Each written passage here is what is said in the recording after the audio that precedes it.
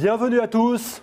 Merci de vous être connectés pour suivre en direct cette émission au titre assez explicite.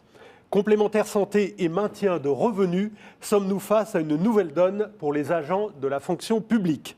Car les choses bougent dans ce domaine. Vous savez que la loi de transformation de la fonction publique du 6 août 2019 prévoyait une ordonnance concernant la protection sociale complémentaire. Eh bien, c'est maintenant chose faite. La ministre Amélie de Montchalin l'a présentée le 17 février dernier et il s'agit d'une réforme majeure. Mais au fait, de quoi parlons-nous exactement ? Quelle réalité revêt la protection sociale complémentaire dans la fonction publique ? À quoi ressemble-t-elle aujourd'hui pour chacun des 5 600 000 agents des trois versants que sont la fonction publique de l'État, la fonction publique territoriale et la fonction publique hospitalière ? Comment et avec qui évoluera-t-elle demain ? Autant de questions auxquelles nous allons essayer de répondre avec le pôle fonction publique d'AG2R La Mondiale. Je cède d'ailleurs immédiatement la parole à Philippe Dabat, membre du comité de direction d'AG2R La Mondiale, en charge des assurances de personnes et de la distribution. Alors, Philippe n'est pas avec nous sur ce plateau, mais c'est tout comme. Bonjour, bienvenue Philippe. Merci Christophe. Mesdames, Messieurs les élus et agents des fonctions publiques, Mesdames, Messieurs les adhérents des mutuelles partenaires, chers amis, eh bien bonjour à toutes et à tous et surtout merci de votre présence. Madame Stéphanie Chauvet, qui est présidente du pôle fonction publique d'AG2R La Mondiale, ne peut malheureusement pas être présente pour vous accueillir ce matin et elle s'en excuse. En effet, en tant que pharmacienne chef, eh bien, elle est mobilisée dans le cadre du déploiement de la campagne de vaccination contre la Covid-19. Et aussi lorsqu'elle m'a demandé de prendre le relais pour intervenir sur cette émission spéciale consacrée donc à la protection sociale complémentaire dans les fonctions publiques, eh bien c'est avec beaucoup de plaisir que j'ai accepté au nom d'André Renaudin, notre directeur général du groupe. Vous le savez, Christophe y a fait allusion, donc le 17 février dernier, Madame de Montchalin a présenté en Conseil des ministres une ordonnance qui a pour vocation d'améliorer la protection sociale complémentaire de tous les agents des fonctions publiques d'État. Et ce champ est immense. On a cité les plus de 5 millions de fonctionnaires. Ce champ est vraiment très grand et on y parle de sujets qui sont extrêmement variés. On y parle de complémentaire santé ou de mutuelle, on y parle de maintien de salaire ou de prévoyance. On va y parler d'appel d'offres, de délabellisation, de conventions de gré à gré, autant de notions qui baignent le quotidien des assureurs, qu'ils soient mutualistes, paritaires ou privés. Mais notre propos, pour nous, à AG2R La Mondiale, c'est bien de contribuer à rendre toutes ces notions, tous ces concepts, finalement à les rendre les plus clairs possibles pour vous agents, pour vous élus des fonctions publiques, vous qui représentez en fait une personne sur 5 en activité en France et qui êtes bien sûr directement concernés, impactés par cette ordonnance. Et c'est donc à ce titre que le pôle des fonctions publiques d'AG2R La Mondiale a souhaité apporter sa contribution en vous donnant des explications, des clarifications, quel que soit votre rôle, mais pour que vous puissiez l'intégrer au sein de vos missions. Et donc ce matin, dans un premier temps, nos mutuelles membres du pôle fonction publique d'AG2R La Mondiale vous feront un tour d'horizon sur ce qui existe actuellement pour vous montrer aussi quelles seront les modifications parfois très profondes qui se profilent au regard de ce qui apparaît clairement dans l'ordonnance et cela sans extrapoler sur beaucoup de décrets qui sont encore à venir et qui préciseront beaucoup de ces notions. Et donc je profite pour remercier tous ceux qui vont prendre la parole. Monsieur Daniel Lemenuel, qui est président de Mutamé Plus, Madame Fabienne Raymond, qui est directrice générale de la Mutuelle nationale des sapeurs-pompiers de France, Monsieur Michel Sirven, qui est directeur général adjoint de la Mutuelle des métiers de la justice et de la sécurité. Je remercie aussi également Pascal Kessler, qui est président de la Fédération autonome de la fonction publique, qui nous fait l'amitié d'apporter ses éclairages, et notamment sur les domaines de la fonction publique hospitalière. Et puis, dans un second temps, nous partagerons avec vous ce qui constitue notre métier, et probablement peut-être pour vous l'envers du décor. Nous vous expliquerons ce que cela signifie de répondre à un appel d'offres d'une part, mais aussi comment cela se prépare, comment cela s'accompagne au quotidien. Et donc je remercie par avance David Giovanuzzi, qui est directeur des accords de branche, et Michael Jacaz, qui est responsable actuariat du domaine santé et prévoyance d'AG2R La Mondiale, d'avoir accepté de répondre à nos questions. Je vous remercie donc pour votre participation, pour votre attention, et je redonne tout de suite la main à Christophe Ruot. Merci beaucoup, merci Philippe. On vous retrouve tout à l'heure. Alors, vous qui nous regardez, vous pourrez aussi intervenir en posant vos questions que nous regrouperons à la fin de chaque table ronde et auxquelles nous répondrons ici même sur ce plateau ou via le chat.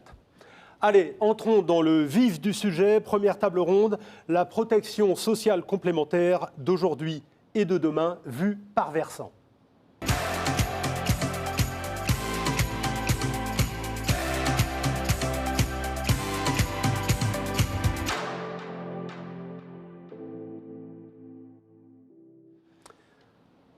Commençons sur les différences entre la protection sociale complémentaire telle qu'elle est aujourd'hui et ce qu'elle va devenir demain. On rappellera qu'à ce jour, elle est différente pour les agents de la fonction publique selon le versant auquel ils appartiennent, mais que l'on va vers une harmonisation des situations et un rapprochement avec ce qui existe dans le privé. L'autre nouveauté majeure, et qui a fait l'objet d'une seconde ordonnance adoptée le 17 février dernier, c'est l'obligation de négociation collective qui ne sera pas sans conséquence sur la mise en place des nouveaux dispositifs et les relations entre les différents acteurs. Nous allons en parler et donc les 4 premiers intervenants sont ceux que Philippe a présentés il y a un instant. Je vais le faire de nouveau. Madame, messieurs, bas les masques. Allez, là maintenant on témoigne et on intervient à visage découvert, mais bien sûr nous étions tenus de respecter les consignes de sécurité sanitaire. Alors, prenne-moi ici, à ma droite, Michel Sirven, vous êtes directeur général adjoint de la Mutuelle des métiers de la justice et de la sécurité. Bienvenue. À côté de vous, Fabienne Raymond, donc directrice générale de la Mutuelle nationale des sapeurs-pompiers de France. Bienvenue également, madame. Merci. De l'autre côté, Daniel Lemenuel, président de Mutam et Plus. Je précise donc que vos 3 mutuelles sont membres du pôle fonction publique d'AG2R La Mondiale. Et puis enfin, Pascal Kessler, président de la Fédération autonome de la fonction publique. Bienvenue également, Pascal. Tout le monde va bien? Tout le monde va bien. Ça va? Vous êtes heureux d'être ici? Oui. Très. C'est parfait. Alors, la fonction publique compte, je le disais tout à l'heure en introduisant cette émission, 5 600 000 agents. Ça représente un actif sur 5 en France. Alors, qui sont-ils plus précisément? Allez, petit tour de table. On commence avec vous, Michel. D'abord, donc, pour la fonction publique d'État, ce sont des agents relevant des administrations centrales, titulaires ou non titulaires, donc issus des différents ministères, alors ministère des Finances, Justice, Intérieur, Éducation nationale, etc. Mais également, et surtout, il ne faut pas l'oublier, des établissements publics, comme par exemple la Bibliothèque nationale de France, Météo France, ou encore l'Agence nationale de santé, mais il y en a bien d'autres. Il est à noter en fait que les militaires qui ont un statut tout à fait particulier sont concernés également, même si à proprement parler, on ne peut pas dire que ce sont des fonctionnaires. Bien. Alors vous représentez, ici en fait, il y en a 3 parmi vous, 2 qui représentent la fonction publique territoriale, un, en l'occurrence vous, Michel, la fonction publique d'État, et puis Pascal Kessler, la fonction publique hospitalière. Je me tourne vers vous, même question, peut-on en savoir plus sur ces agents de la fonction publique? Qui sont-ils, Fabienne? Alors il y a aussi les agents de la fonction publique territoriale. Donc Daniel Lemenuel tout à l'heure donnera plus de détails sur tout ce qui est hors sapeurs-pompiers, puisque moi je vais plutôt cibler mon intervention sur les pompiers, qui sont en différence de la police nationale, non pas un corps d'État, mais un corps territorial, rattaché donc au département. Et donc nous sommes ciblés et surtout concernés par la PSC, par cette ordonnance, pour les sapeurs-pompiers professionnels et les personnels administratifs, qui ne sont, par rapport aux 5 millions que vous avez cités, qui ne sont que 52 000 en tout, puisque le corps des sapeurs-pompiers est constitué de pompiers volontaires et de pompiers professionnels et de personnel administratif, donc 52 000 personnes sur à peu près 260 000 pompiers en France. Daniel rebondira sur mon intervention pour... Eh bien, Daniel rebondit sur les territoires. Daniel rebondit immédiatement. Je rebondis. Donc, effectivement, je dirais, après ce corps prestigieux, parce que quand même, il tient à l'actualité en ce moment. Donc, effectivement, il y a dans le volet territorial, il y a toute une population que l'on connaît tous très bien, car au quotidien, ils contribuent donc à la dynamique et au bien-être de la vie et au bien-être de la cité. On compte donc les agents des collectivités territoriales qui sont les mairies, les communes, les départements, les régions et leurs établissements publics que l'on qualifie de locaux. Hein. Alors, bien sûr, on identifie, et vous les connaissez tous, ce sont les agents qui sont dans les écoles, dans les équipements publics culturels, sportifs, administratifs, ceux qui sont chargés de l'entretien de la voirie, et ceux aussi qui sont chargés de l'administration, l'état civil, et quelque chose qui va nous mobiliser prochainement, les élections. Il ne faut pas oublier. Et je vous invite tous à aller voter d'ailleurs. Donc vous voyez que cet ensemble, c'est une grosse fourmilière. Hein. On les voit, on les connaît, mais on les confond, parce qu'ils sont tout le temps avec nous. Et ça représente à peu près pratiquement 1,2 million d'agents de la fonction publique territoriale. Et il y a enfin la fonction publique hospitalière. Pascal. Donc la fonction publique hospitalière a été mise très en avant par cette crise sanitaire, puisqu'on parlait beaucoup d'eux, des hôpitaux.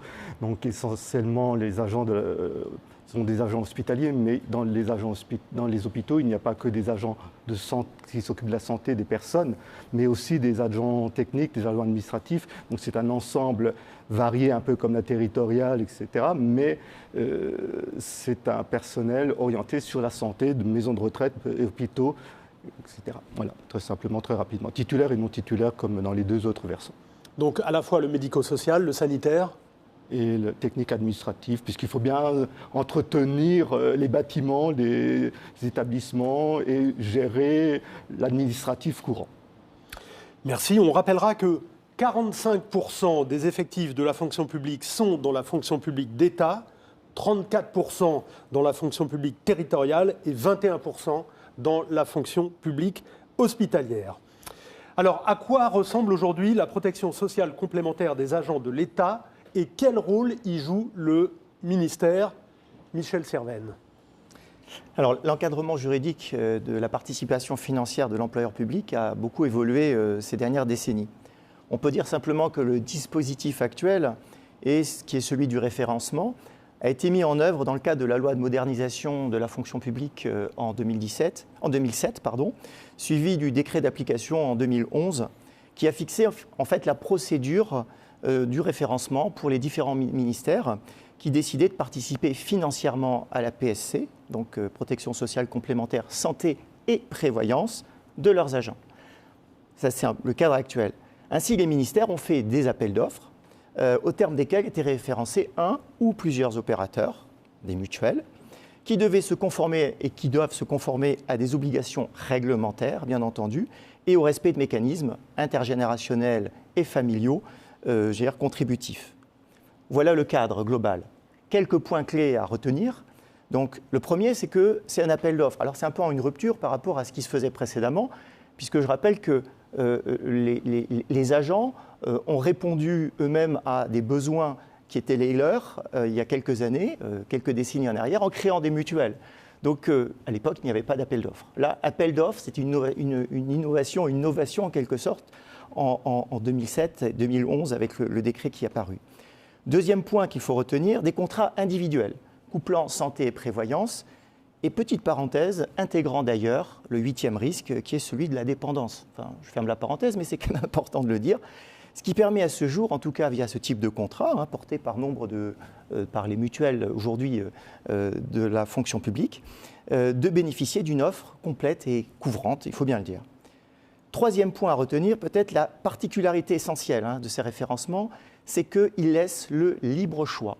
C'est-à-dire que la mutuelle soit référencée ou pas, j'allais dire, l'agent public peut souscrire ou pas à un ou des contrats. Donc, il y a la notion d'adhésion au contrat donc, référencié qui est facultative et non obligatoire. C'est un point extrêmement important, cette liberté du choix. Quatrième point à retenir, le référencement a une durée de 7 ans. D'ailleurs, pour ceux qui suivent le sujet, on est dans le cadre du deuxième référencement. Le premier a eu lieu en 2007 et le deuxième, là, en 2016-2017.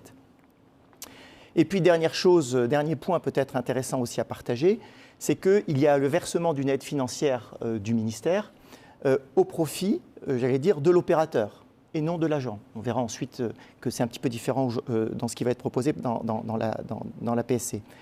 Et tout ça pour prendre en compte la solidarité intergénérationnelle et familiale. Voilà.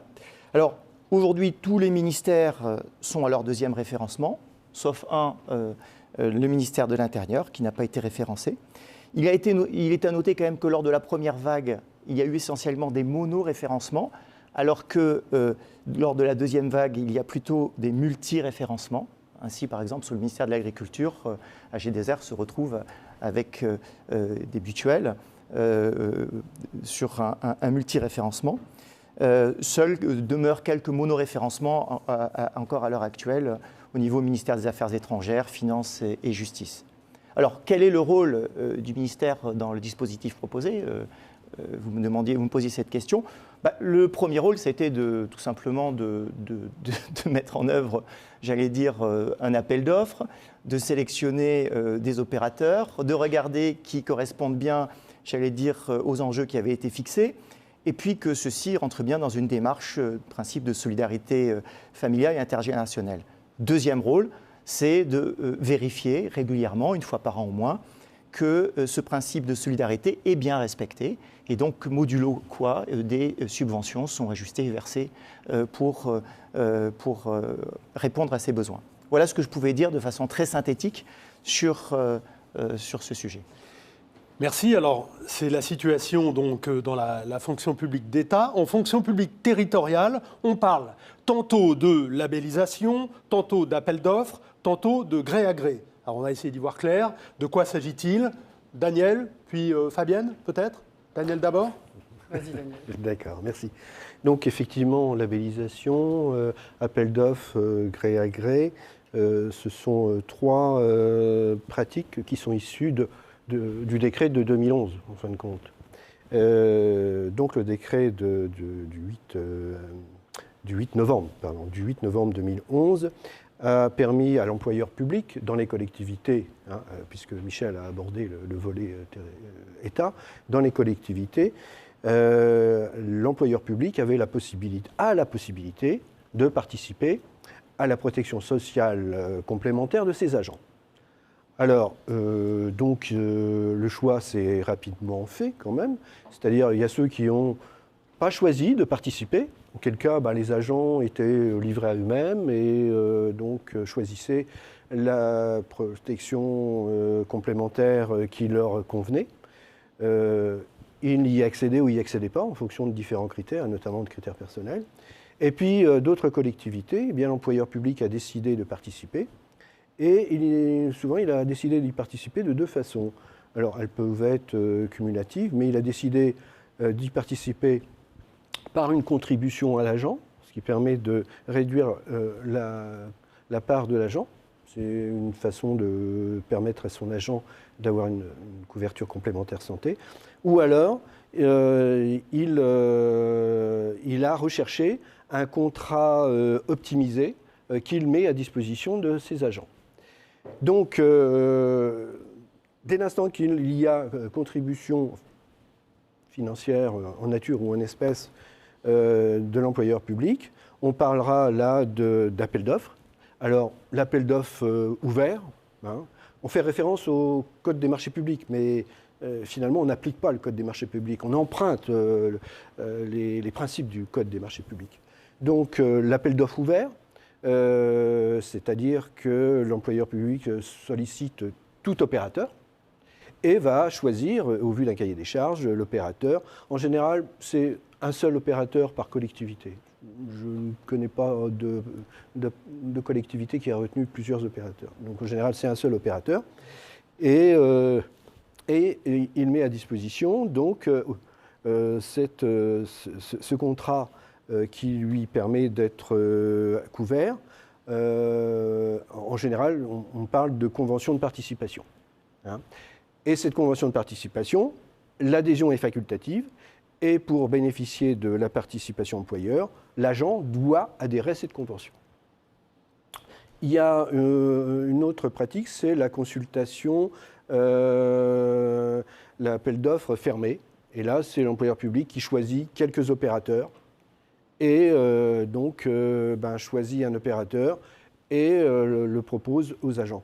Le seul problème, c'est qu'en gré à gré, souvent, l'employeur public ne participe pas. Et enfin, il y a l'employeur public qui laisse le libre choix à ses agents de choisir une solution personnelle auprès d'un opérateur compétent qui répond à des critères bien définis, les mêmes que ceux que tu as énoncés, Michel, hein, c'est-à-dire solidarité intergénérationnelle, solidarité familiale, panier de soins, voilà. Et donc l'opérateur qui remplit ces conditions doit se faire agréer. Et là, on parle de contrat labellisé. Et bien sûr, l'agent doit adhérer à un contrat labellisé pour pouvoir bénéficier de la participation de l'employeur. Voilà à peu près mais Fabienne va... Daniel ayant pratiquement tout dit. Non, non. Alors, ce qui est important dans ce qu'a dit Daniel, c'est que malgré tout, on est toujours dans le libre choix, qu'on soit dans le cadre du collectif, entre guillemets facultatif, gré à gré, ou du collectif appel à concurrence, puisque effectivement, ce n'est pas vraiment un appel d'offres, c'est plutôt un appel à concurrence, ou la labellisation. C'est 3 dispositifs qui existent déclinés de la même manière chez les pompiers, où chacun accède, rentre ou pas dans le contrat. Alors, s'il décide de ne pas rentrer dans le contrat, effectivement, comme Daniel le disait, la participation ne jouera pas, mais on peut avoir des dispositifs donc différents et des tarifs différents selon effectivement l'approche groupe ou l'approche individuelle. Dans le respect de ce que disait effectivement Michel, avec des tarifs intergénérationnels et puis une approche de mutualisation, que ça soit d'ailleurs dans le cadre de l'individuel ou du collectif. Dans le monde sapeur-pompier, on l'a déployé de la même manière. Il est vrai que, pour avoir regardé un petit peu la typologie, aujourd'hui, depuis ce dispositif mis en œuvre en 2012, dans le monde sapeur-pompier, la labellisation est plutôt prépondérante, c'est-à-dire des contrats individuels. Les collectivités SDIS ont plutôt choisi la libre liberté de choix de leurs agents sur des contrats labellisés. Mais il y a aussi effectivement les 2 autres dispositifs collectifs avec participation, santé et prévoyance. Bien. Doit-on comprendre, cher Pascal, de tout ce qu'on vient d'entendre, que les agents de la fonction publique hospitalière, eux, ne bénéficient pas d'une aide de leur employeur ? Oui, on peut le comprendre ainsi, puisque dans le versant hospitalier, la loi de 2007 n'a pas eu de décret d'application.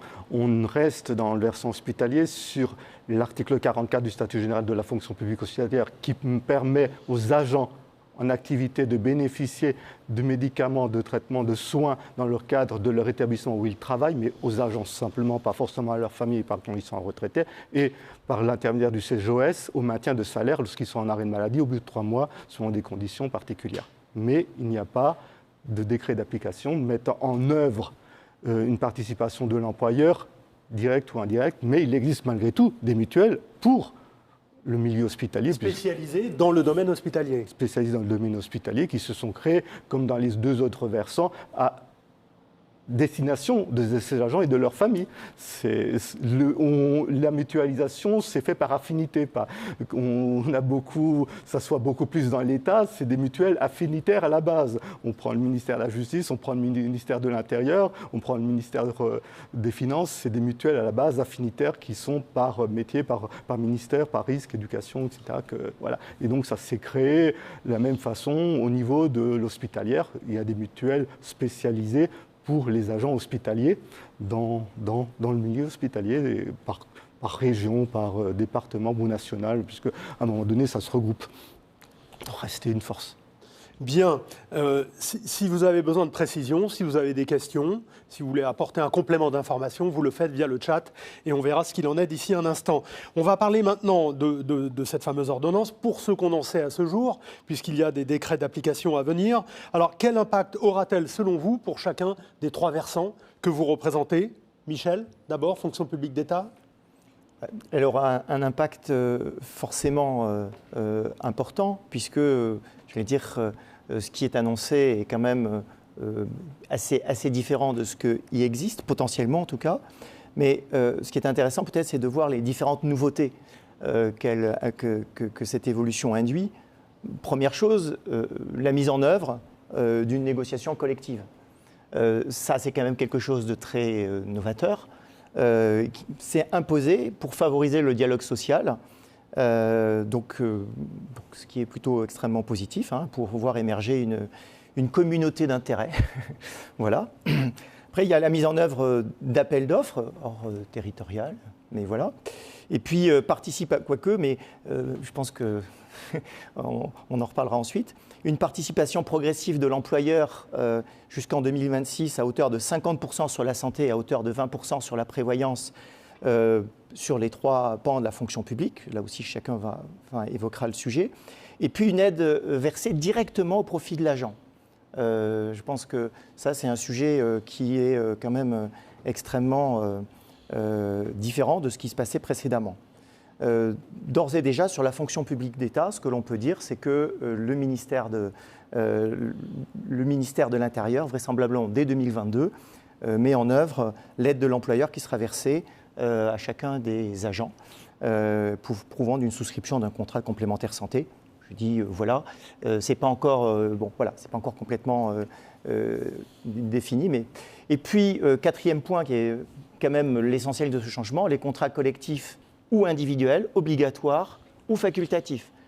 Je répète, contrat collectif ou individuel, obligatoire ou facultatif. On va en reparler. Mono-acteur ou multi-acteur, donc issu d'un appel d'offres. Et puis, il y aura un souhait d'homogénéisation, mais tout ça est quand même relativement complexe, semble-t-il, à mettre en œuvre. Voilà. Alors, l'impact pour la fonction publique territoriale, l'impact de l'ordonnance, Fabienne? Alors, majeur aussi, mais moins, parce que la transposition est pas plus facile, mais on connaît déjà ces outils, effectivement, puisque comme on l'indiquait tout à l'heure avec Daniel, on était déjà, nous, dans la gestion de contrats collectifs, adhésion facultative, santé et prévoyance, labellisation individuelle, donc dispositif qui existe encore dans l'ordonnance, donc on attend les décrets pour voir leur application, et sûrement derrière circulaire d'application. Le vrai changement pour nous va être effectivement le dialogue social peut-être plus ancré au sein des départements, quoique je trouve que nous, dans les territoires, le dialogue social était quand même assez présent. Je trouve que pour nous, au monde sapeurs-pompiers, la vraie différence, c'est l'obligation au 1er janvier 2025 d'une prise en charge à hauteur de 20% et 1er janvier 2026, 50% sur la complémentaire santé. Daniel, un complément? Un complément, non, vraiment, le changement fondamental, c'est l'obligation de participation. Oui. Alors, on parle de 50%, mais restons raisonnables, ces 50%, ce ne sera pas 50% de toute cotisation. Non, il y aura d'un panier minimum. Voilà, d'un panier minimum. Donc, mais je pense que mes collègues vont donner. Pascal? Pour l'hospitalière, la vraie évolution, c'est l'obligation de participation, tout en préservant l'existant, donc l'article 44 et le CGOS, donc avec une obligation de dialogue social à construire sur ce point-là, puisque aujourd'hui, officiellement, il n'y a aucune obligation. La première date qui est loin et proche, c'est 2026, c'est l'obligation d'arriver au même montant de participation minimum de 50%. Mais tout est à faire. Mais tout est à faire. Mais est-ce qu'elle vous semble claire, cette ordonnance opérationnelle ou selon vous, opérationnel, il est encore des décrets quand même pour se mettre vraiment dans l'opérationnalité. Et puis comme je dis, sûrement les circulaires d'application, elles semblent claires au moins dans ces obligations, c'est ce qu'on vient, je pense, de partager. Le chemin est inscrit, et je trouve qu'il est relativement clair. On attend tous les modalités avec impatience. Alors, l'autre nouveauté majeure et qui a fait l'objet d'une seconde ordonnance adoptée le 17 février dernier, c'est l'obligation de négociation collective. Cela ne risque-t-il pas de complexifier la mise en œuvre de la nouvelle version de la protection sociale complémentaire ? Pascal? Non, ça ne complexifiera. Ça impliquera que les acteurs sont des vrais acteurs et ce ne sera plus du spectacle ou un faux dialogue. On sera tous impliqués, on sera tous responsables quelque part. Et on ne pourra pas se cacher derrière le petit doigt pour dire que ça ne fonctionne pas, ça fonctionne. On devra être acteur de ces changements, de ces évolutions et être donc actif et être présent sur ce dialogue et vouloir et entendre les attentes des agents, c'est ça qui est important. Daniel, les contrats individuels sont-ils, selon vous, voués à disparaître ? Alors, il y a une appréhension. On appréhende de voir s'instaurer le contrat obligatoire dans les collectivités, et notamment les collectivités territoriales. Parce que, on a coutume de dire, il y a 50 000 collectivités territoriales, comment ça va se passer? Aujourd'hui, on voit de tout. Demain, on verra peut-être autre chose, mais on verra encore de tout. Chacun adaptera, en fin de compte, les obligations à son contexte, à sa situation, à ses moyens, à ses besoins. Une chose est sûre, c'est que, donc je partage avec Pascal, ce qui est important, c'est qu'on puisse identifier une certaine objectivité dans les parties prenantes, c'est-à-dire employeurs publics et agents, et que cette objectivité converge vers la meilleure solution qui permette donc à l'employeur public et à l'agent d'aboutir à une couverture santé une couverture santé de qualité pour le fonctionnaire public, comme c'est un peu instauré dans le privé cette obligation de couverture. Michel? Oui, enfin, nous, les contrats individuels sont-ils destinés à disparaître? Je ne reprendrai pas ce qui vient d'être dit à l'instant. Ce qui est vrai, c'est que dans le secteur de la fonction publique, État, c'est quand même un enjeu extrêmement important. Il faut bien voir que c'est un changement total de paradigme si on passait par exemple sur des contrats collectifs. Et donc ça mettrait en jeu aussi les structures déjà existantes depuis de nombreuses années. Enfin, il faut juste avoir ça aussi en tête, malgré tout. Ces contrats individuels sont-ils destinés à disparaître? Bien, a priori, non, puisque on vient de dire que potentiellement c'est collectif, individuel, obligatoire, facultatif. Donc le champ est ouvert. Après, c'est les partenaires sociaux qui vont discuter, et c'était la question précédente, mais qui vont confronter leur vision et en discuter pour voir ce qu'ils vont proposer, dans l'intérêt bien sûr des agents eux-mêmes. Je rappelle que c'était l'objectif au départ de chacune des mutuelles, hein, ce qu'on vient de décrire. Chacune des mutuelles était issue des ministères, des fois d'un hôpital ou d'une structure particulière. Je peux penser par exemple, je ne vais pas citer de nom, mais donc sur la partie hospitalière. Et je vais dire, c'était tout simplement des discussions qui avaient lieu avec les partenaires sociaux pour arriver à un modus operandi permettant d'avoir une bonne complémentaire santé. Donc est-ce qu'ils vont disparaître? Moi, en tout cas, on ne peut pas le dire, mais a priori, non. Dans le fond, non, puisque même...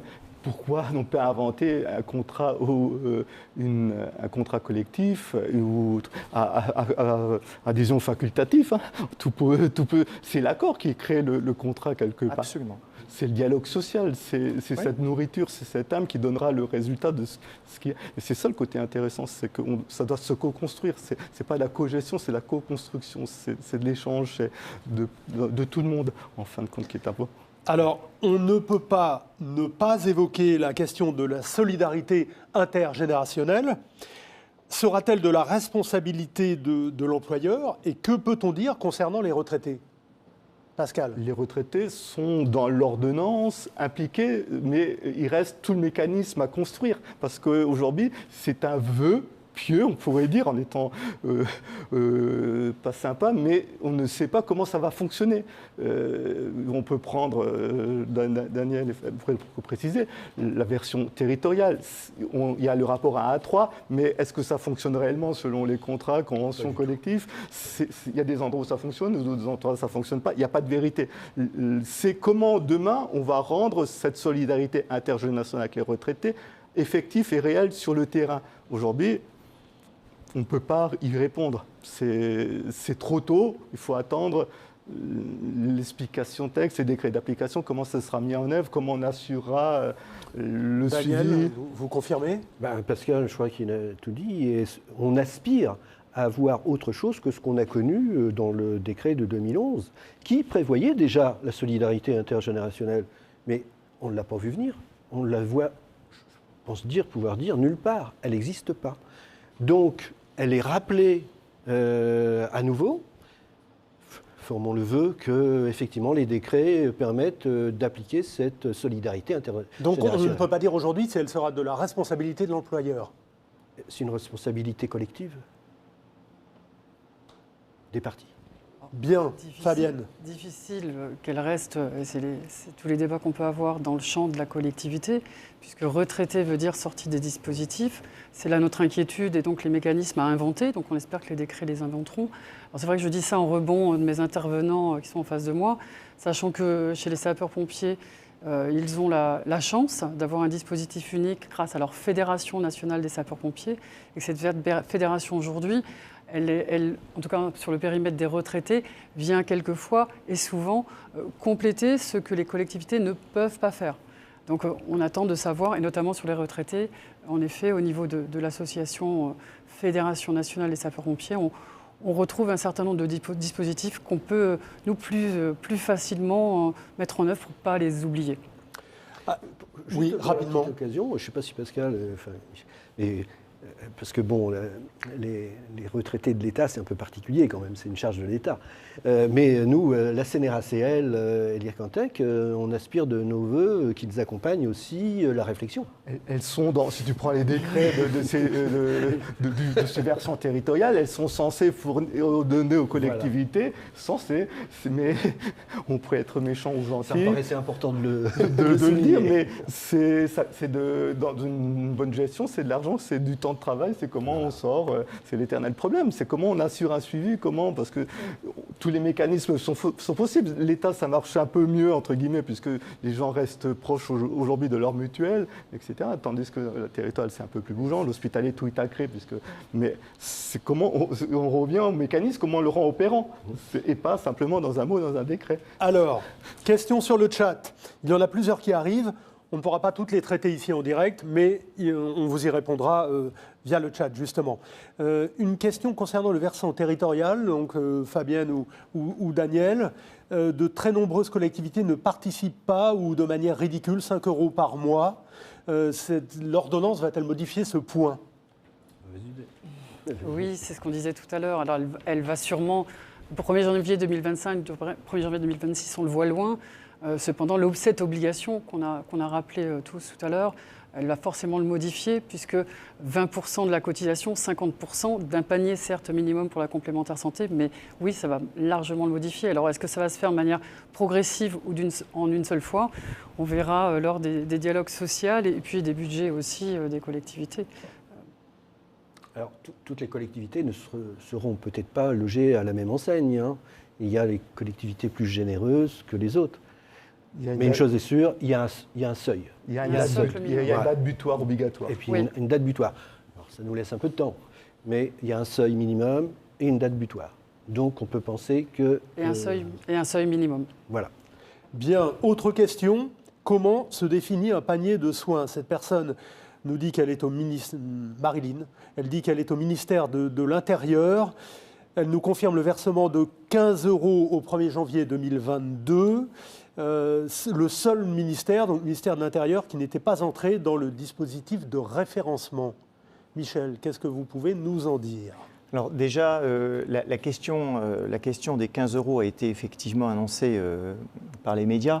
La confirmation donc de cela, a priori, est faite, mais la question, en fait, c'est effectivement comment on va verser déjà ces 15 € aux agents du ministère de l'Intérieur. Donc, c'est tous ceux qui bénéficient déjà d'un contrat existant, c'est-à-dire que, comme il n'y a pas de mutuelle référencée, c'est tous ceux qui peuvent prouver l'existence d'un contrat de protection sociale complémentaire. Je ne sais pas exactement comment ça va se mettre en œuvre, donc les choses ont été dites. À partir de là, je ne suis pas capable de vous dire ce qui en sera, puisque je n'ai pas d'éléments spécifiques. Sur le panier, l'ANI, on retrouve ce même type de panier sur les accords collectifs, mais je ne vais peut-être pas en parler parce que je crois que ça va être abordé ensuite sur les branches, en tout cas, dans ce que propose déjà et ce que fait déjà le groupe AG2R. C'est très bien de faire des transitions sur ce qui arrive après dans l'émission. Ce qu'on a peut-être oublié de dire tous les quatre, c'est que le dispositif qui est poussé actuellement dans l'ordonnance, c'est le copier-coller de ce qui se passe dans le privé qu'on va apporter tout à l'heure. C'est le dispositif qui a été mis en place dans les entreprises. Bien, merci à tous les quatre. Merci vraiment pour vos éclairages sur ces questions. Alors, après avoir entendu les acteurs de votre protection sociale sur cette ordonnance, regardons-la de plus près. Quelle en est la genèse et que peut nous en dire une juriste? Élément de réponse avec Franck Delavigne et Anne-Claire Mailleux.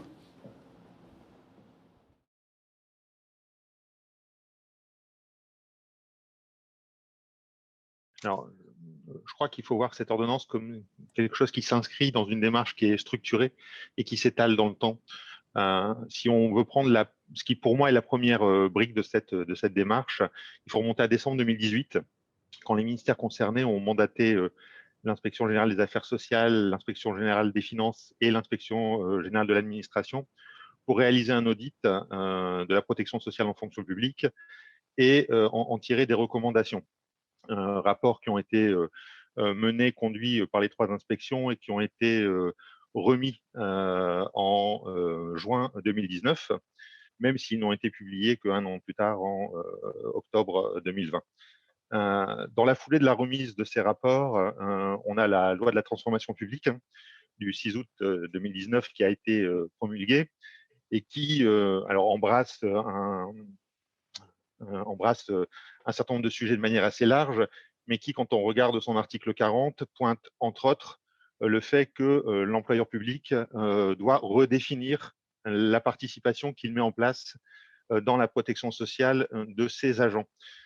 Et là encore, il faut chaîner toutes les choses. Donc, cette loi de la transformation qui est parue, dans la foulée, l'analyse des rapports. Et les rapports, en gros, quand on regarde ce qu'ils disent, de manière assez simple, et on va le faire par versant, dressent des constats qui sont, je vais dire, un peu sévères sur certains des versants et laissent en tout cas de la place à de l'amélioration sur les autres. Quand on regarde sur la fonction publique d'État, ce que dit le rapport, c'est assez simple.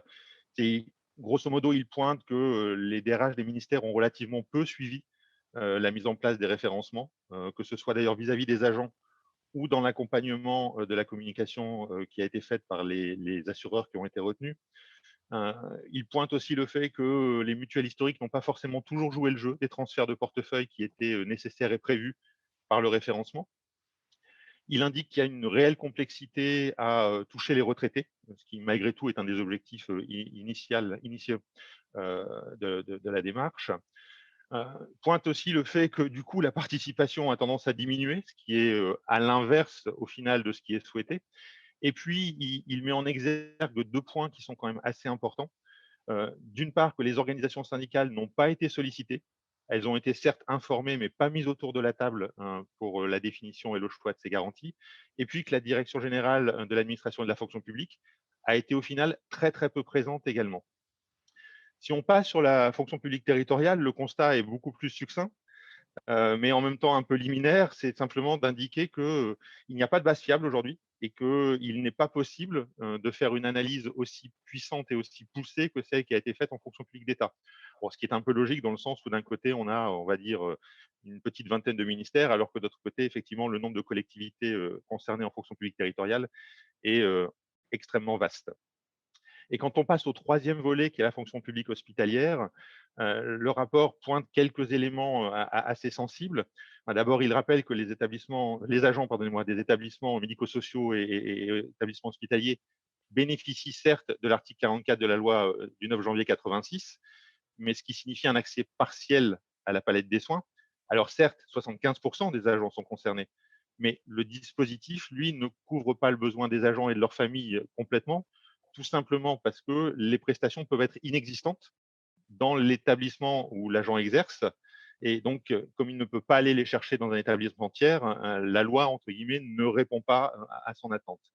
La conséquence, d'ailleurs, qui est soulignée dans le rapport, c'est que 95% des agents ont choisi d'adhérer à une mutuelle ou ont choisi d'être bénéficiaires de la mutuelle de leur conjoint, et que d'ailleurs, certaines mutuelles se sont spécialisées dans le secteur hospitalier, ce qui montre qu'il y a un véritable besoin en dépit de cette loi.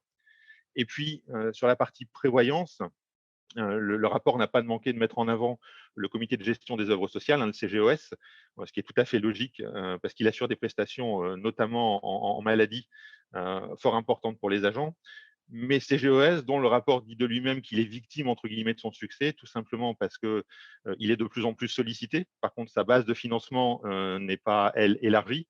Et donc, l'équation économique devient très complexe à tenir. Par ailleurs, mais c'est presque anecdotique, le rapport pointe le fait que le CGOS a une base juridique qui n'est pas complètement stabilisée et qu'à un moment donné ou un autre, il va de toute façon falloir la revoir de manière à lui donner de la qualité dans le temps, entre guillemets. Du coup, période d'analyse de ces rapports, constats qui ont été effectués, une année qui s'écoule entre la remise du rapport et puis le fait que le ministère de la Transformation publique s'empare du sujet, lance les groupes de travail à partir du dernier trimestre 2020 et que en février 2021, on a l'ordonnance sur la PSC qui est sortie et qui anticipe, entre guillemets, les travaux qui vont venir et qui produiront un certain nombre de décrets d'application.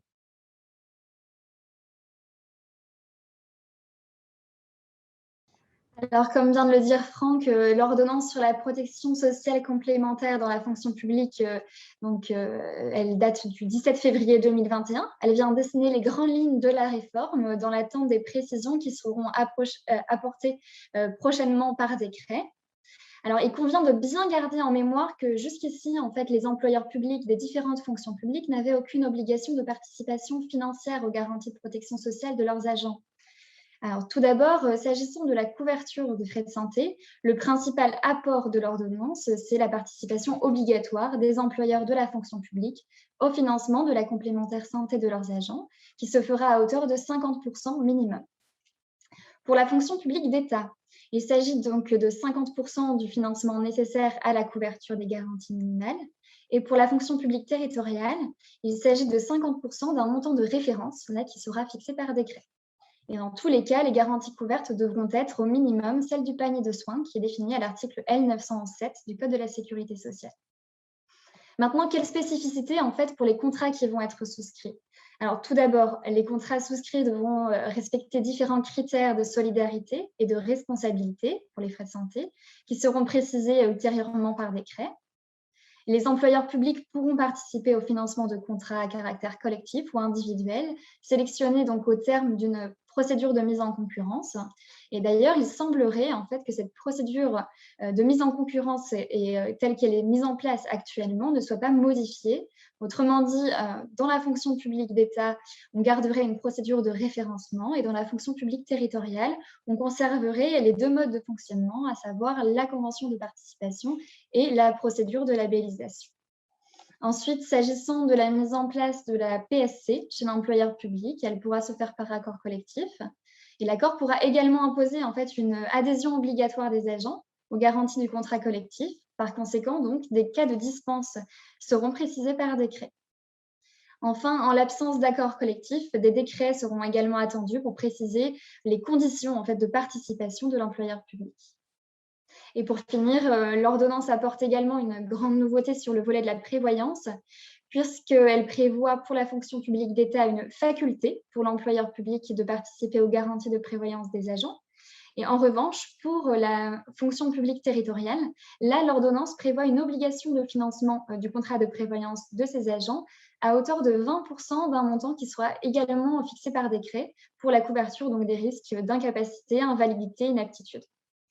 Donc, vous l'aurez compris, beaucoup de précisions en fait, sont attendues. Et d'ailleurs, un projet de loi ratifiant les deux ordonnances a été déposé le mercredi, donc 28 avril dernier, par la ministre Amélie de Montchalin.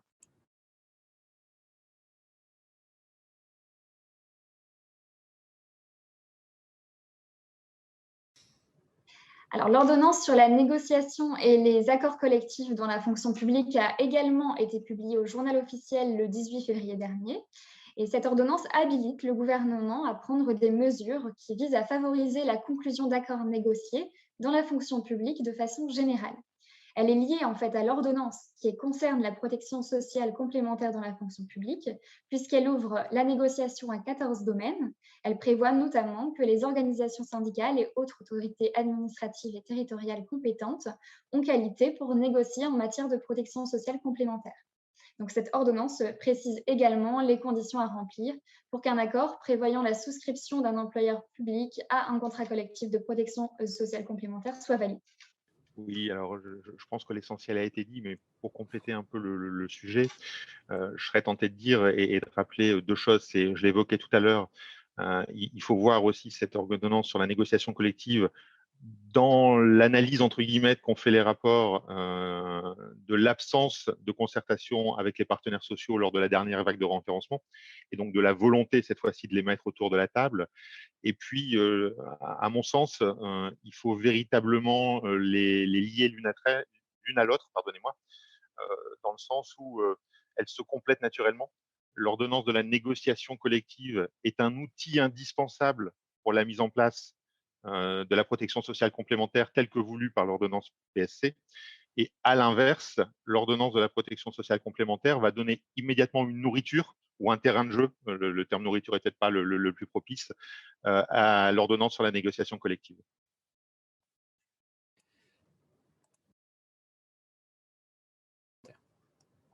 Alors, en principe, les dispositions de l'ordonnance entrent en vigueur donc, au 1er janvier 2022. Donc, à partir de cette date, les employeurs publics qui renouvellent leurs appels d'offres devront inclure des nouvelles modalités qui sont apportées par l'ordonnance. Toutefois, en fait, des dispositions transitoires sont prévues, c'est-à-dire que dès le 1er janvier 2022, les employeurs de l'État devront rembourser à leurs agents une partie de leur cotisation à une couverture santé. D'ailleurs, un décret là relatif au remboursement forfaitaire est attendu prochainement. Et comme l'avait annoncé la ministre de la Transformation et de la Fonction publique en décembre dernier en compte-rendu de Conseil des ministres, le texte devrait prévoir le versement d'un forfait de 15 € par mois. Voilà, et le dispositif transitoire prendra fin en 2024, qui est la date prévue de la participation obligatoire de 50% des employeurs d'État. Ensuite, l'ordonnance prévoit qu'en présence d'une convention de participation qui serait déjà en cours au 1er janvier 2022, les nouvelles dispositions ne seront applicables à l'employeur public qu'à compter du terme de cette convention. Pour les employeurs de la fonction publique de l'État qui n'avaient pas de convention de participation, alors l'obligation de financement à hauteur de 50% des garanties frais de santé ne s'appliquera qu'au 1er janvier 2024. Ensuite, pour la fonction publique territoriale, c'est un petit peu différent, puisque les obligations relatives aux risques santé sont applicables à compter du 1er janvier 2026 et les obligations relatives aux risques prévoyance sont applicables à compter du 1er janvier 2025. Enfin, et pour finir, pour la fonction publique hospitalière, les obligations de façon générale seront applicables à compter du 1er janvier 2026. Non, là, l'essentiel a été dit. La seule question qui se posera, mais on le verra au fur et à mesure des négociations, c'est est-ce que certains des acteurs seront tentés d'anticiper le calendrier ou non. Mais aujourd'hui, c'est juste une question et aucune réponse ne peut être apportée. Alors, c'est une très bonne question et je vais m'excuser par avance pour tous ceux que je vais oublier, parce que mécaniquement, beaucoup d'acteurs seront autour de la table et je ne vais pas pouvoir tous les citer, mais je vais essayer de me recentrer sur les principaux. Alors, bien évidemment, et on en a déjà parlé, nous aurons autour de la table la Direction générale de l'administration et de la fonction publique, hein, qui, en tant que DRH de l'État, va mécaniquement être associée sur au moins tout le versement fonction publique et d'État et sur les autres également. La Direction générale des collectivités locales, c'est l'interlocuteur privilégié des collectivités territoriales. Elle est chargée d'élaborer l'ensemble des dispositions concernant ces collectivités territoriales et donc elle sera là aussi sollicitée, bien évidemment. On peut présupposer que la Direction générale de l'offre de soins sera l'interlocuteur central retenu pour la partie hospitalière.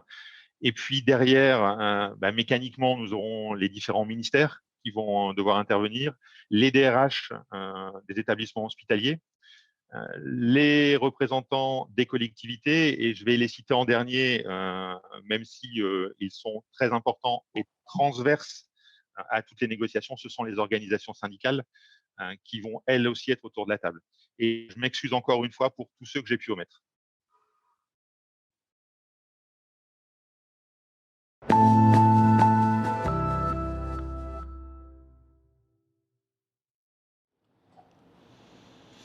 Merci à Anne-Claire Mailleux et Franck Delavigne. Allez, poursuivons. Deuxième table ronde au titre assez intrigant, l'adhésion obligatoire, adhésion facultative, mythes et réalités.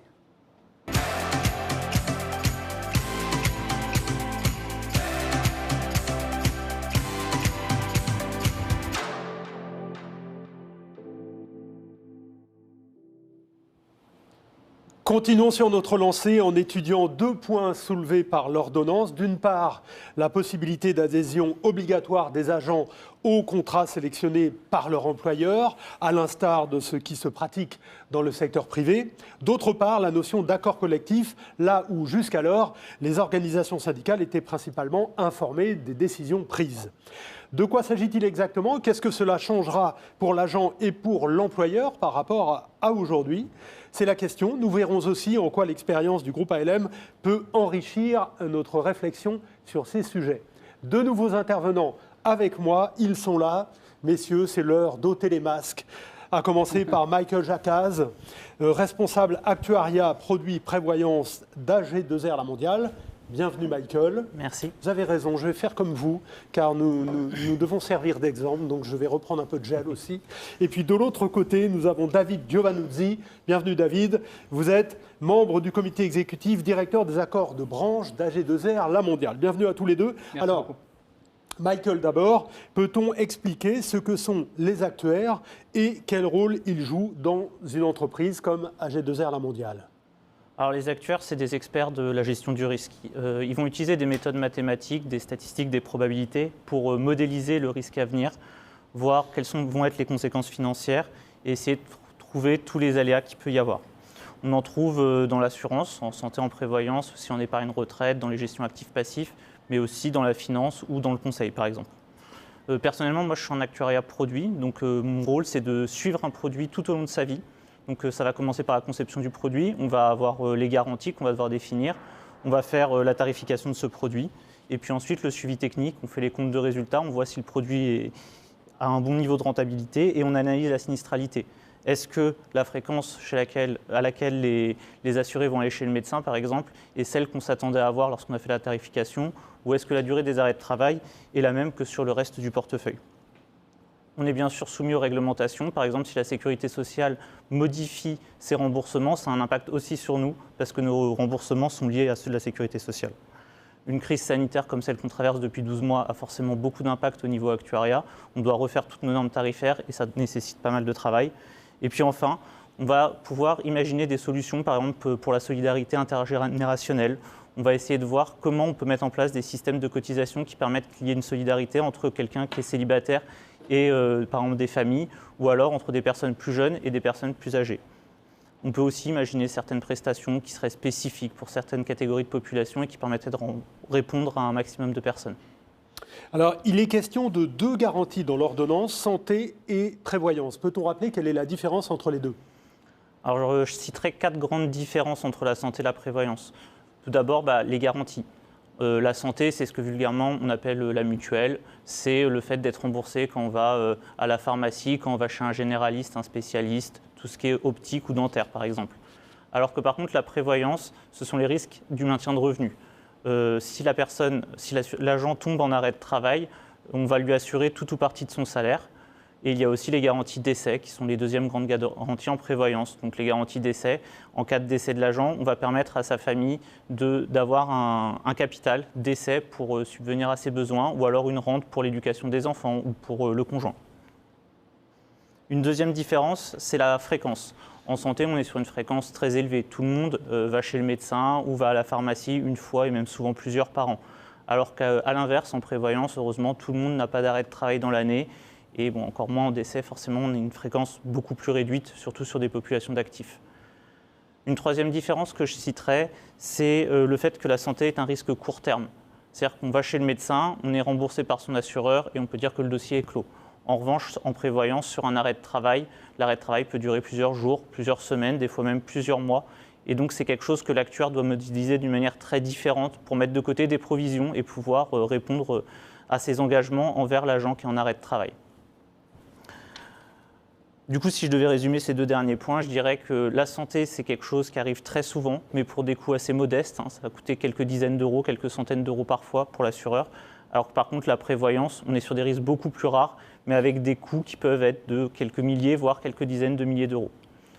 Enfin, la dernière différence que je citerai entre ces 2 risques, c'est la typologie des bénéficiaires. Quand on est en santé, l'assureur va assurer à la fois l'agent, mais aussi sa famille. Si le conjoint de l'agent, par exemple, va chez le généraliste, il va être indemnisé. En revanche, en prévoyance, c'est bien uniquement l'agent qui sera assuré et donc un arrêt de travail de son conjoint ne donnera pas lieu à indemnisation. Répondre à un appel d'offres, Michael, ne se fait pas en 2 minutes, hein, on l'imagine bien. Est-ce qu'on peut expliquer les grandes étapes pour la partie actuariat en santé et en prévoyance ? Alors, en santé, en prévoyance, on est sur des mécanismes très proches. D'abord, il faut constituer une équipe de réponse, parce qu'il va y avoir les garanties et la tarification, bien sûr, mais au-delà de l'actuariat, il va falloir rédiger les conditions générales. Il va également falloir réfléchir au montage. Qui est l'assureur, qui est le gestionnaire, qui est le distributeur. Parfois, il peut même y avoir un réassureur. Côté actuariat, ensuite, nous, on va commencer par spécifier les garanties. Donc, des fois, l'appel d'offres va donner les garanties exactes que la collectivité ou le ministère veut, par exemple. Parfois, on aura une petite latitude pour proposer des choses. Une fois que les garanties sont définies, on va associer un tarif. Donc, pour associer le tarif, on a des normes tarifaires en fonction de l'âge moyen, en fonction de la répartition par sexe, ou alors en fonction de la région dans laquelle se trouve la collectivité, par exemple. Donc là, on va utiliser toutes les normes qu'on a à notre disposition pour essayer de faire le tarif le plus juste. On peut parfois bénéficier aussi de l'historique. Si la collectivité avait un ancien contrat chez un autre assureur, par exemple, on peut voir comment se comportait la collectivité ou le ministère, voir s'il y avait par exemple une consommation en santé qui est différente de ce qu'on peut trouver sur le portefeuille national, ou une typologie d'arrêt de travail, une fréquence plus haute ou plus basse, des arrêts plus longs ou moins longs. Et donc ça va nous permettre d'ajuster notre tarification pour vraiment qu'elle soit au plus proche de du risque que représente la collectivité. Pour finir, nous on fait un business plan. Donc le business plan, une fois qu'on a fait justement toutes ces études tarifaires, ça va être de regarder si le tarif est juste aujourd'hui, mais aussi demain et sur les années à venir. Donc on va simuler un petit peu le vieillissement de la population, le turnover, et essayer de voir comment vont être les cotisations par rapport aux prestations sur un horizon un peu plus long. David, qu'est-ce qu'on peut ajouter ? Oui, ce que dit Michael est important, c'est on tarifie quelque chose qui va se produire demain. Donc la vision, elle est complexe. Et la problématique du prix en négociation collective, il faut être extrêmement attentif. On peut avoir des bases sur le passé, mais demain, la réalité sera tout autre. Regardez l'année 2020 avec la pandémie.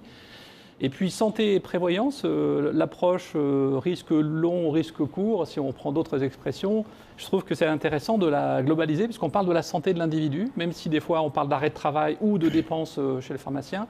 C'est intéressant de voir les deux tableaux simultanément pour une collectivité. Alors, Michael, on parle beaucoup du couplage santé et prévoyance. Quels sont les avantages et les inconvénients pour l'agent ? Alors, faire du couplage santé-prévoyance, c'est s'inscrire dans une logique de continuité pour l'agent. Parce qu'il va avoir le même assureur pour son contrat santé et pour son contrat prévoyance. Donc, c'est plus de simplicité. Il n'a plus qu'un seul interlocuteur.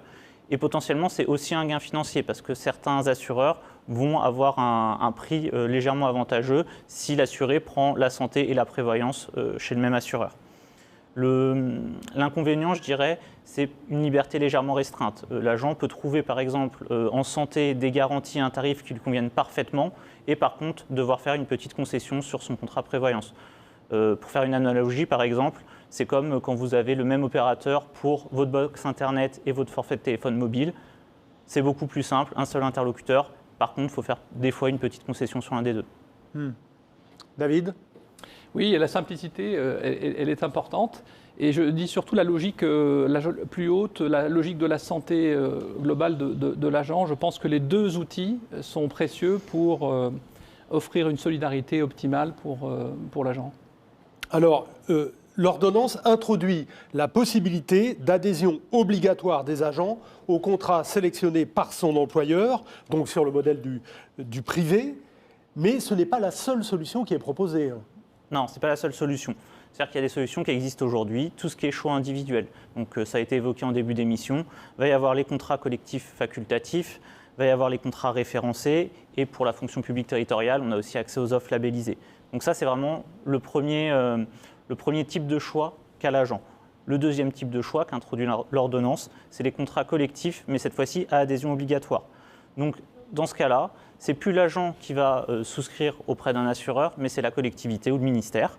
Donc il va y avoir un accord avec les organisations syndicales, et une fois qu'on aura trouvé un assureur, en revanche, tous les agents vont être obligés d'adhérer au contrat qui aura été souscrit par la collectivité.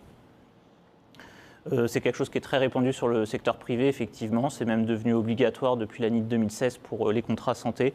Et même en prévoyance, c'est quand même assez répandu. Et donc, quelles en seront les conséquences pour l'agent et pour l'employeur par rapport à ce qui se fait aujourd'hui? Ça va avoir un fort impact pour tout le monde. Aujourd'hui, avec des contrats individuels, par exemple, si je prends la fonction publique territoriale, dans le cas d'une offre labellisée, l'employeur, entre guillemets, n'a pas d'effort à faire, parce que c'est l'agent directement qui va devoir trouver son contrat de protection sociale individuel.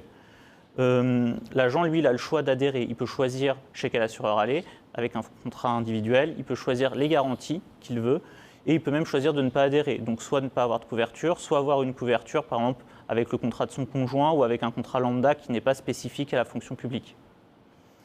Avec les contrats obligatoires, ça va changer pas mal de choses. Par exemple, en termes de mutualisation, ce sera plus simplifiant pour l'employeur. Il n'y aura plus d'aspect d'anti-sélection, ou en tout cas beaucoup moins. Et ça, c'est quelque chose que les actuaires peuvent prendre en compte quand ils font leurs tarifs. Et ce qui fait du coup qu'un contrat collectif à adhésion obligatoire va avoir un tarif souvent plus avantageux qu'un contrat collectif à adhésion facultative.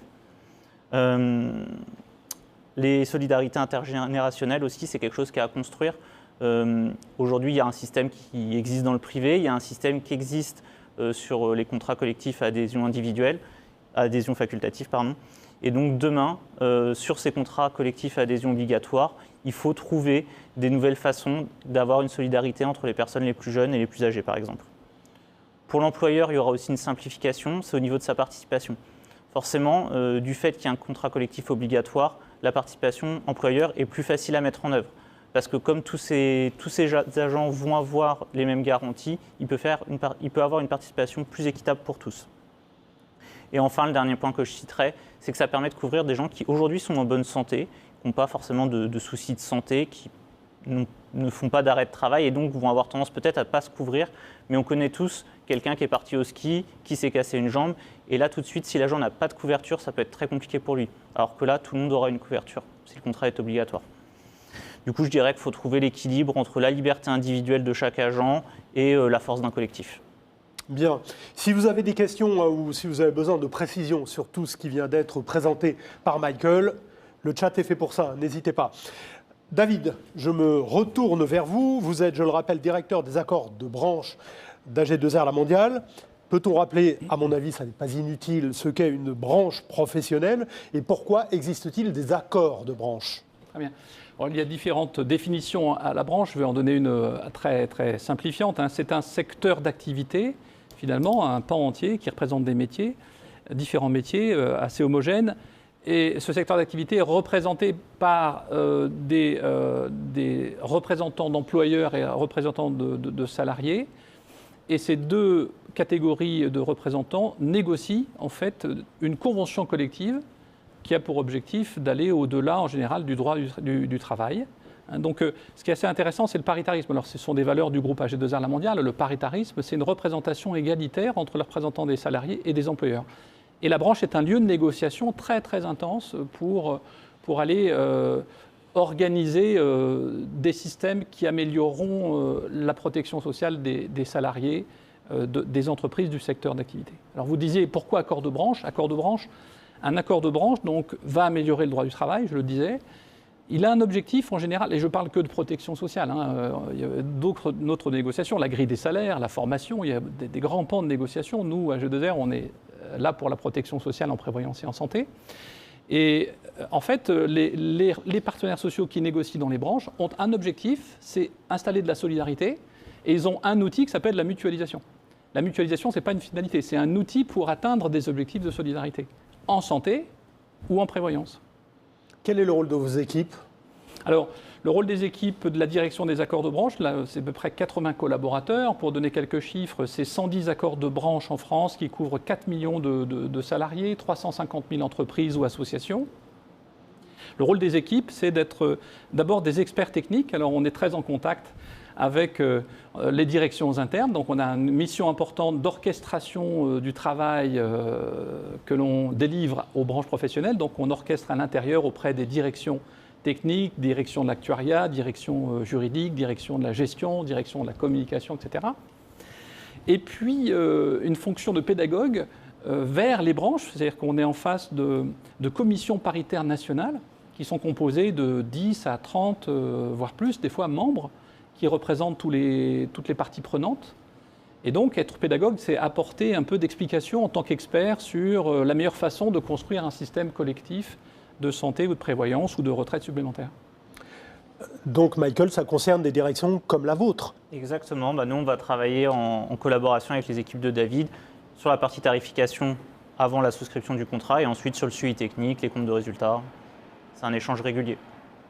Est-ce qu'on peut, David, établir un parallèle entre les branches professionnelles et la fonction publique ? À mon avis, très facilement. J'écoutais attentivement les débats de la première table ronde. Très, très facilement. Dès qu'on parle de négociation collective, alors là, on se retrouve dans les mêmes sphères. J'ai entendu parler de co-construction, de démarches affinitaires et puis de métiers homogènes à partir de certaines collectivités locales ou territoriales ou fonctions publiques. La négociation collective, ce sont des représentants des employeurs et des salariés. Donc c'est exactement le pendant de ce qui va se passer dans la fonction publique, c'est d'associer les acteurs qui représentent les agents en l'occurrence là, et les directions donc, des différentes collectivités. Donc c'est du paritarisme. On va voir apparaître le paritarisme, il est déjà en place, mais là ce sera un paritarisme d'action et de co-construction, de co-négociation et de co-gestion. Autre pendant très intéressant, c'est, je disais tout à l'heure, l'objectif d'un accord de branche, c'est d'organiser de la solidarité et d'avoir un outil de mutualisation. Eh bien, les acteurs qui vont négocier les contrats collectifs ont pour objectif de défendre l'intérêt général des agents. Donc, ils sont les représentants, le prolongement de la pensée des agents, et ils vont essayer de défendre l'intérêt général au mieux. Et dans ce domaine-là, ça va être extrêmement efficace, cette négociation collective. Je rajouterais un élément qui est extrêmement précieux aussi, c'est la transparence. La négociation collective rend transparents les mécanismes, même s'ils sont complexes, en général, peu de personnes se passionnent pour les sujets techniques, mais à cet endroit-là, en protection sociale, on parle de notre santé, donc c'est important de s'en préoccuper, donc de la transparence. Et puis, je reprends les propos de Michael tout à l'heure sur la simplicité. L'idée d'avoir une négociation collective qui choisit une enveloppe, un niveau de garantie, une mutuelle affinitaire, voilà. À ce moment-là, il y a une forme de fléchage qui va devenir extrêmement intéressant par le contenu de ce qu'ils auront négocié. Et je vous vois en fait assez enthousiaste. Oui, parce que c'est un métier passionnant. Hein. Vous savez, quand vous partez d'une page blanche, c'est ça l'idée, hein, la négociation collective, c'est on part d'une page blanche, nous on est un tiers à la discussion, et puis on a les représentants des employeurs et des salariés. Chacun exprime sa volonté, définit un cahier des charges. La définition du cahier des charges, nous on est un peu sollicités sur des idées. Et une fois qu'on a défini la feuille de route et des objectifs extrêmement précis, surtout quand ça touche à la solidarité, on est ravis de travailler en interne pour donner le meilleur de nous-mêmes à ces réponses, à ces appels d'offres. Voilà. Alors, vous avez parlé précédemment donc, des conventions collectives nationales et vos équipes ont développé des outils spécifiques à ces conventions collectives. Pouvez-vous nous en dire plus ? Oui, tout à fait. On dit que l'on est des experts, on doit être des experts et des pédagogues. Hein. Donc, l'idée pour nous, c'est de créer des outils et les mettre à disposition. On a créé un concept qui s'appelle Culture Branche dans le groupe, et je crois qu'on a une vidéo à projeter. Vous voulez en parler un peu avant ou un peu après ? Juste après. On regarde la vidéo, on va vous montrer, ça donne un peu l'esprit général de l'outil, si ça vous convient comme ça. Eh bien, c'est parfait, la Culture Branche en images. Avec Culture Branche, AG2R La Mondiale ouvre un nouvel espace d'échange avec les branches professionnelles. Il entend stimuler la réflexion sur la protection sociale complémentaire de demain avec les acteurs clés de la négociation collective.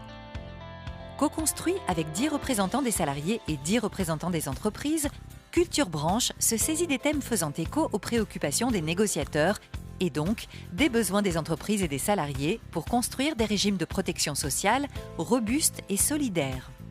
Culture Branche est la boîte à outils de la protection sociale, dans laquelle vous trouverez des clés, des repères pour négocier vos accords. Mais également des outils d'aide à la préparation de vos négociations, matière à réflexion et à décision sur lesquels vous appuyez, ainsi que des conseils d'experts. En prévoyance santé, par exemple, quelles sont les différentes prestations complémentaires que vous pouvez négocier ? Quels droits non contributifs pouvez-vous envisager de mettre en place dans vos régimes et comment ? La prévention est un axe majeur de la stratégie nationale de santé. Elle est un élément de solidarité essentiel pour votre régime, à la fois pour les salariés, les entreprises, les branches professionnelles et les organismes assureurs. La prévention, une réponse aux enjeux économiques et sociétaux.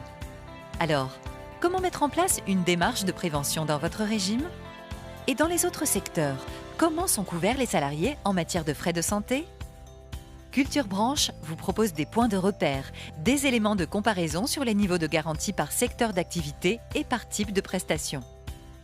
Découvrez des éléments de solidarité déjà mis en place dans les conventions collectives nationales, une vraie source d'inspiration pour vos négociations. Culture Branche est un laboratoire d'idées. Tous nos supports d'information sont disponibles sur le site Culture Branche. Construisons ensemble la protection sociale de demain.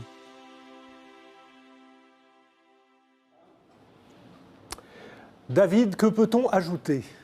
Alors j'aurais tendance à dire, on pourrait appeler ça culture fonction publique, négociation collective. Tout colle bien avec les nouvelles et futures réalités de négociation collective dans la fonction publique.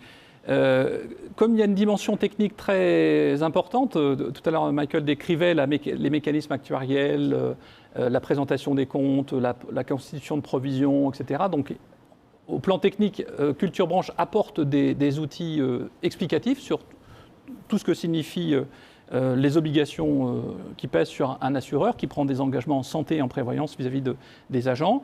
La dimension juridique aussi, elle est très très importante. La dimension communication aussi. Distribution, entre guillemets distribution, c'est information de l'agent ou du salarié ou de l'entreprise. Tout ça est regroupé dans cet outil et ça fait partie de notre quotidien. Vous avez vu que dans cette petite vidéo, on insiste beaucoup sur la dimension prévention santé.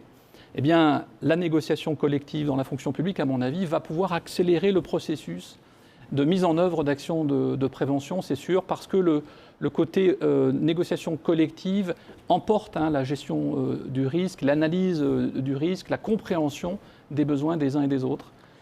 C'est indispensable aujourd'hui d'avoir des outils comme celui-ci?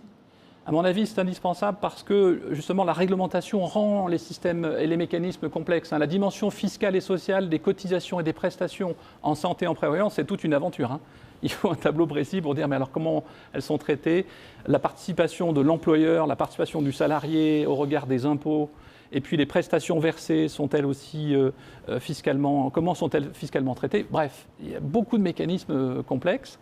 Donc du coup, nous, notre travail, c'est de simplifier les systèmes, tisser un lien de confiance avec nos interlocuteurs qui négocient dans les accords de branche, leur rendre des comptes, ouvrir nos mécanismes, les expliquer quand ce n'est pas clair. Donc oui, ces outils sont indispensables. Alors, est-ce qu'on peut maintenant imaginer la même chose dans la fonction publique et qu'est-ce que ça pourrait apporter à ces agents? Alors moi, je trouve que cette démarche qui consiste à tendre vers de la négociation collective, elle est extrêmement positive, dans le sens où elle associe les représentants de toutes les parties prenantes. La négociation collective, c'est aussi mettre sur un piédestal les représentants des employeurs et les représentants des salariés de manière officielle. Vous savez, dans un accord de branche, peu de personnes le savent, le grand public ne sait pas trop, c'est la capacité qu'ont des représentants de salariés, donc les organisations syndicales de salariés, et les organisations patronales, d'écrire du droit nouveau en matière de protection sociale. Donc c'est au-dessus de la sécurité sociale des étages qui deviennent extrêmement importants. Et quand ce sont les représentants du terrain qui peuvent négocier, ça peut être que positif. Et c'est de la co-construction avec l'assureur, la mutuelle affinitaire. Tout ça, à mon avis, aboutira à une amélioration de la protection sociale, j'en suis à peu près convaincu. Une question posée sur le chat et qui vous concerne. David, Rémi demande en quoi les mutuelles affinitaires sont-elles plus intéressantes pour les corps de métier? N'est-ce pas regrouper un seul risque et avoir moins de mutualisation? Normalement, c'est plus de mutualisation, parce que l'objectif, c'est intéressant de le mettre dans l'ordre. On dit objectif de solidarité, j'organise une couverture solidaire sur la santé et la prévoyance au travers de l'outil de mutualisation. Plus je mutualise, plus le système est puissant, plus il est stable. Attention, plus je mutualise, ça ne veut pas dire que c'est moins cher. La mutualisation, elle lisse la charge. Michael le dirait mieux que moi, mais c'est un lissage de charge et donc il y a moins de pics et de creux. Et donc, l'objectif en fait, de la fonction publique, c'est de mettre à un même endroit un maximum d'individus. Si, au travers de la négociation collective, on rend attrayant l'offre santé et prévoyance, on va encourager les agents à jouer le jeu du collectif, de la mutualisation. Et moi, je trouve que les mutuelles affinitaires jouent un rôle extraordinaire. C'est-à-dire qu'on entendait les intervenants précédents, Quand on prenait la mutuelle des sapeurs-pompiers, ben oui, une mutuelle affinitaire, elle se spécialise sur des métiers, elle comprend la réalité du métier et elle fait la promotion d'actions en faveur de ses ressortissants. Donc tout ça est très bon et devrait plutôt encourager une plus large mutualisation en concentrant son attention à un endroit. Autre question, pouvez-vous expliquer ce qu'est l'anti-sélection? Michael? Alors l'anti-sélection, donc c'est quelque chose qui se produit quand on est sur des contrats individuels. C'est-à-dire que nous aujourd'hui on fait nos tarifs en considérant un individu moyen qui va avoir certaines dépenses, par exemple en santé. Et l'anti-sélection, c'est le fait que si on est sur des contrats individuels, il y a une probabilité plus grande que des gens qui ont des soucis de santé souscrivent que des personnes n'en ayant pas. Et donc forcément ça va fausser nos statistiques. Bien. Une dernière question de Laurence. Alors, il y a plusieurs questions en une, donc je ne sais pas qui va y répondre, mais en tout cas, il va falloir essayer de synthétiser. Laurence dit concrètement, si mon époux bénéficie d'une complémentaire santé obligatoire en sa qualité de contractuel, quelles sont mes possibilités? Suis-je obligé de souscrire auprès de ma collectivité alors que la prise en charge est moindre? Pourrais-je bénéficier d'une dispense? Peut-on souscrire uniquement pour le maintien de revenus?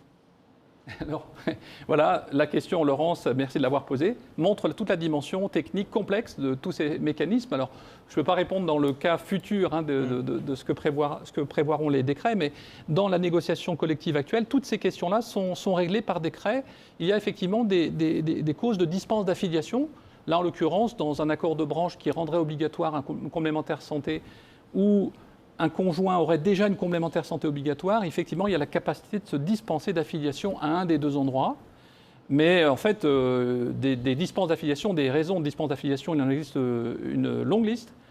Et il faut rentrer dans la technique, mais oui, ça irait dans le sens de ce que dit Laurence. Hein.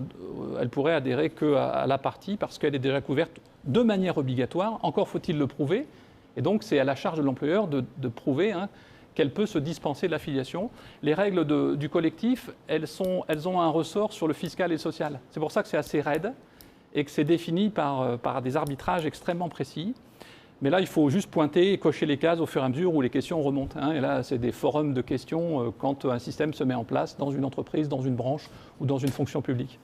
Bien, merci pour vos questions nombreuses sur le chat. On n'y a pas répondu ici en direct à toutes, mais sinon, via le chat, justement. Messieurs, quelque chose à ajouter?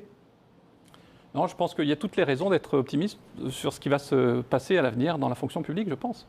Bien, alors merci à tous les deux. C'est l'heure à présent de retrouver notre grand témoin.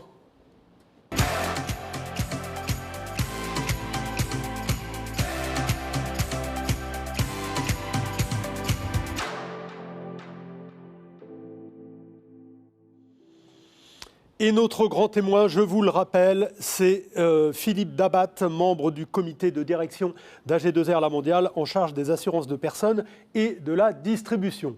Philippe, que j'ai vu pendant toute cette émission, extrêmement attentif.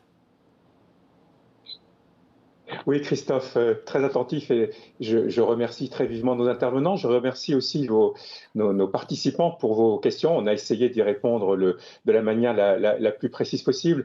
Et vous avez compris la volonté du pôle fonction publique d'AG2R La Mondiale à travers cette émission. Eh bien, ça a été tout simplement de vous partager le champ des possibles qui s'ouvre, qui va s'ouvrir aux agents des fonctions publiques, quel que soit leur versant d'appartenance. Alors, c'est vrai qu'on a parlé de sujets assez pointus. On a parlé de dispenses, de droits non contributifs, de paniers de soins, de cahiers des charges, bref, beaucoup de notions qui, pour certaines, vous sont peut-être des nouveautés pour vous, agents, décideurs, représentants des organisations syndicales.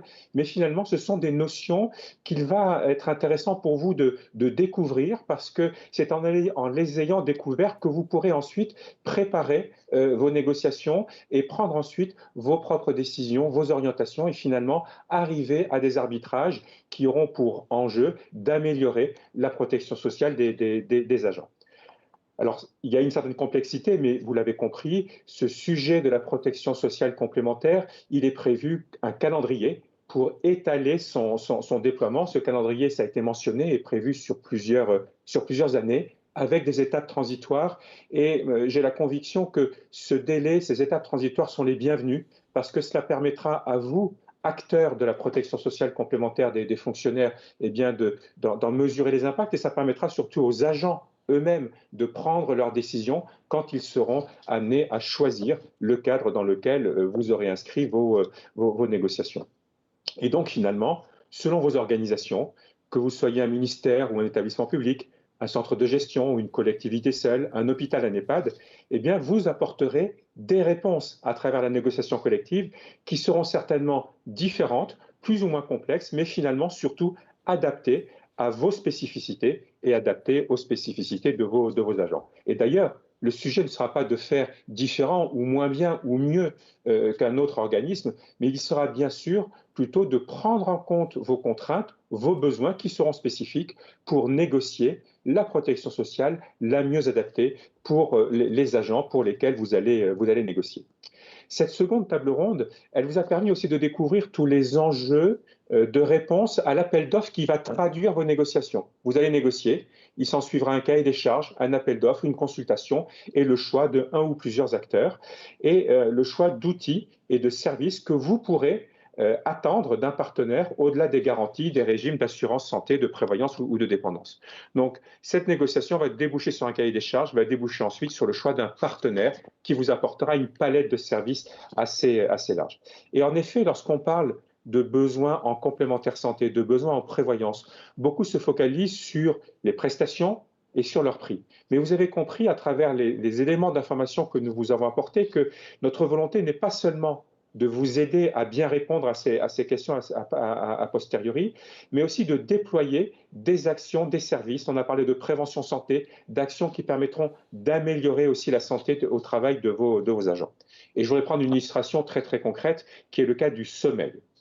Selon une étude récente qui a été menée en 2020 par une plateforme de recrutement, la plateforme CAPA, 61% des Français déclarent mal dormir en 2020, alors qu'il n'était que 55% quelques années auparavant. Et cette hausse s'explique probablement en partie par la situation générée par la pandémie, mais probablement pas uniquement. Parce que, toujours selon cette étude, à la question posée qui est au réveil, est-ce que vous vous sentez-vous prêt pour votre journée de travail? Eh bien, malheureusement, 74% des personnes, près des 3 quarts, répondaient non, je ne me sens pas prêt le matin pour ma journée de travail. Pour le groupe AG2R La Mondiale, à travers cet exemple, eh bien, c'est un sujet qui est sensible, pour lequel nous travaillons et pour lequel nous pensons que nous pouvons aider les agents, les responsables managériaux, les ressources humaines à trouver des solutions. Et pour cela, il faut d'abord comprendre les causes pour pouvoir ensuite apporter des réponses adéquates à ces sujets de santé, de prévention santé, de santé au travail. Nous avons parlé avec David Giovannuzzi de l'ensemble des appuis, des services que l'on peut apporter. On a parlé notamment des éléments à travers Culture Branche, de prévention santé que l'on pouvait apporter. Eh bien, le pôle fonction publique d'AG2R La Mondiale va travailler avec ses équipes dédiées à la prévention santé. Et si j'ai parlé de l'exemple du sommeil, eh bien, ce n'est pas un hasard, mais nous avons prévu le 29 juin prochain un webinaire sur les actions de prévention santé au travail et notamment sur ce sujet du sommeil. Et vous pouvez déjà vous inscrire en allant sur la page événements du pôle fonction publique d'AG2R La Mondiale. Vous pouvez déjà vous inscrire pour ce webinaire du 29 juin qui évoquera les différentes solutions qui peuvent être apportées à ce sujet. Plus globalement, vous l'avez compris, le sujet de la protection sociale complémentaire, c'est un sujet qui touche à l'humain. C'est un sujet qui est particulièrement large, complexe, et même si notre métier est de le rendre le plus simple et le plus transparent pour vous, eh bien vous l'avez compris, cette émission, nous l'espérons, aura répondu à vos attentes, à vos interrogations, aura contribué à ces enjeux de simplicité et de transparence. De notre côté, nous nous mobilisons pour continuer à suivre les travaux qui sont menés par le ministère, qui sont menés par la Direction générale de l'administration et des fonctions publiques, pour ne citer qu'eux. Et nous reviendrons vers vous très régulièrement et assez rapidement pour vous tenir au courant de l'avancée de l'actualité, pour pouvoir vous aider à vous orienter dans les évolutions de votre système de protection sociale complémentaire, de votre système de complémentaire santé, de votre système de maintien de rémunération, que demain vous serez amené à négocier et à co-construire entre acteurs de la protection sociale complémentaire des fonctionnaires et avec les partenaires que vous choisirez pour vous accompagner.